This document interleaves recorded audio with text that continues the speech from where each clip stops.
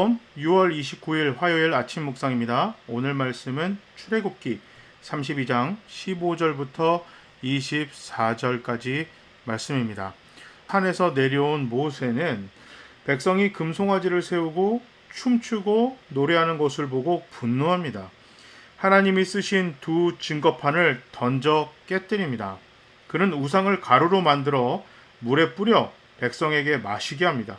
모세는 아론을 심하게 책망하고 아론은 백성이 가져온 금을 불에 던지니 송아지가 나왔다고 변명합니다. 이거 참 볼품 없습니다.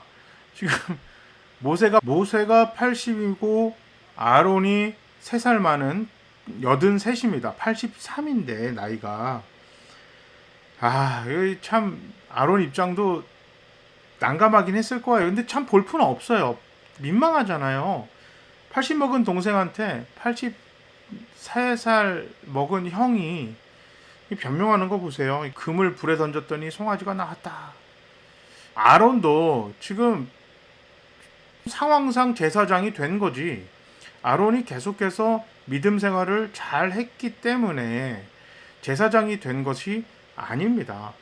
지금 모세가 지도자가 됐고, 그리고 모세의 대변인으로서 이집트에서 나올 때 도움을 줬던 아론이 하나님께서 그에게 제사장의 신분을 그냥 맡겨주신 거예요. 자격이 돼서 제사장을 주신 것이 아니라 앞으로 제사장의 직분을 잘 감당하라고 아론을 세우셨습니다. 그런데 아론은 비겁하게 지금 변명하고 있습니다.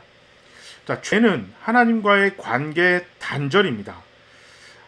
시내산에 모세가 하나님의 언약을 받으러 올라간 사이 사탄이 백성들에게 들어와 우상을 만들고 하나님과의 관계를 단절시키려고 하고 있습니다. 그것을 막고 사탄의 계략에 담대하게 대항해야만 했던 아론은 이 모든 상황에 함께 동조하고 금송아지를 만들었습니다. 그리고 모세가 내려와서 너무너무 분노했습니다. 기껏 자기는 하나님의 마음을 돌이켜서 신의 산에서 내려와서 보니 자기가 하나님께 듣고 생각했던 것보다 직접 눈으로 보니까 얼마나 더 어처구니가 없었겠습니까? 이분도 보통이 아니에요. 우상을 갈아서 물에 타서 백성들에게 먹으라고 시킵니다.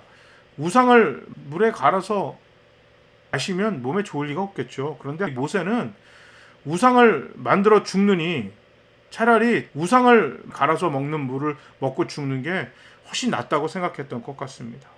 그러면서 21절에 아론에게 이게 뭐하는 짓이냐, 당신이 오히려 백성들을 큰 죄에 빠뜨리게 했다라고 책망하니까 백성의 악함을 당신이 아십니다. 그러니까 이 사람들은 얼마나 나쁜 사람인지 당신은 알잖소. 우리를 위하여 신을 만들라고 하는데 사람은 어찌 될지 알 수 없으니까 금을 4개로 가져와서 불에 던졌더니 이 송아지가 나왔어. 이렇게 얘기했습니다. 자, 자리가 사람을 만드는 것이 아닙니다. 자리는 그냥 어쩌다 보니 되는 경우도 있고요. 상황상 그렇게 되는 경우도 있고요. 그 위치에 맞는 자격이 있기에 그 사람이 거기 있는 것은 아닐 때가 훨씬 많습니다. 2005년에 목사 안수를 받았습니다. 그때 만으로 31살이었어요. 목사 안수를 받고 미국으로 돌아갔습니다.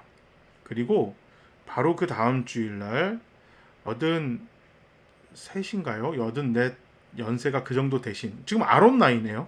그 연세가 되신 권사님이 저랑 만났어요. 권사님이 정말 90도 인사를 하면서 목사님 축하드립니다. 훌륭한 목사님 되세요. 다시 한번 축하드립니다 하고 저에게 인사를 했어요. 너무너무 불편했습니다. 그 당시 그 권사님은 돌아가신 저희 외할머니보다 연세가 많으셨거든요. 제가 생각을 했어요. 권사님이 나에게 저렇게 깍듯이 인사를 하고 31살밖에 안 된 젊은 남자에게 님자를 붙여주는 거는 목사에겐 당연히 그렇게 해야 되는 것이 아니라 목사의 님자가 붙을 만한, 정말 존경할 만한, 배울 만한, 칭찬 듣는 목사가 되어주세요 라는 간절한 소망과 염원이 담긴 83살, 나보다 훨씬 나이도 많으시고 신앙의 선배님께서 간절한 마음을 표현한 것이구나, 이것을 깨달았습니다. 목사니까 당연히 님자라는 것이 붙는 것이 당연하고, 성도님들보다 더 상석에 앉는 것이 당연하고, 줄 서서 음식을 안 먹어도 되는 것이 당연하고, 아버지 뻘, 어머니 뻘 된 연배가 되시는 성도님들한테 건방진 말을 막 함부로 해도 되는 그런 자격 조건이 주어지는 것이 아닙니다. 오늘 아론이 나이도 많고 경험도 많고 연륜도 많고 애굽의 바로 앞에도 갔었고 하나님의 말씀하시는 것을 모세와 같이 들었고 모세의 형이기 때문에 제사장에 앉을만 해서 그가 제사장이 된 것이 아닙니다. 상황상 아론이 제사장이 된 것뿐입니다. 그래서 제사장다운 제사장이 될 것을 하나님이 간곡하게 부탁하셨습니다. 그러나 제사장답지 못한 아론은 변명으로 일관하고 우상을 만들고 백성들을 더욱 죄에 빠지게 만들고 사탄이 공동체를 뒤흔드는 것을 전혀 막지 못하고 수수방관했던 아주 비겁한 자였습니다. 두 리더가 비교가 되죠. 또한 하나님을 달래며 백성들 편에 서서 백성들을 앞으로 믿음으로 잘 인도하겠다고 약속하며 하나님의 진노를 누그러뜨렸던 모세가 있고요. 비겁하게 변명하면서 말도 안 되는 거짓말을 하고 백성들에게 책임을 전가시키는 제사장이 나옵니다.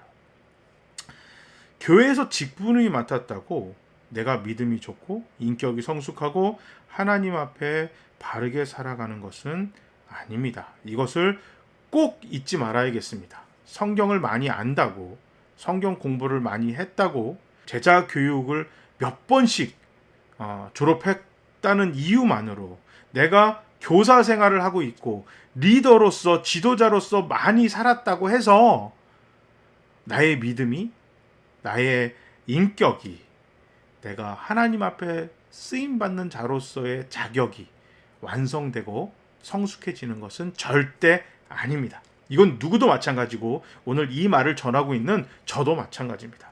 그래서 교회답게, 성도답게 우리가 정말 위치에 맞는 사람이 되기 위해서 끊임없이 노력하고 돌아보고 겸손하게 하나님만을 붙들고 살아가는 우리 모두가 되시기 바랍니다. 제가 한번 기도하겠습니다. 사랑의 하나님 감사합니다. 비겁함에 죄와 타협하고 거짓말하고 책임을 전가하는 우리가 되지 않게 하시고 정말 하나님의 자녀답게 교회답게 죄에 대해서 민감하고 죄와 맞서 싸우고 정직하고 책임을 질 줄 아는 우리 모두가 되게 하시옵소서. 예수님 이름으로 기도합니다. 아멘. 우리 정말 부끄러운 성도들 되지 맙시다. 자, 모두 샬롬.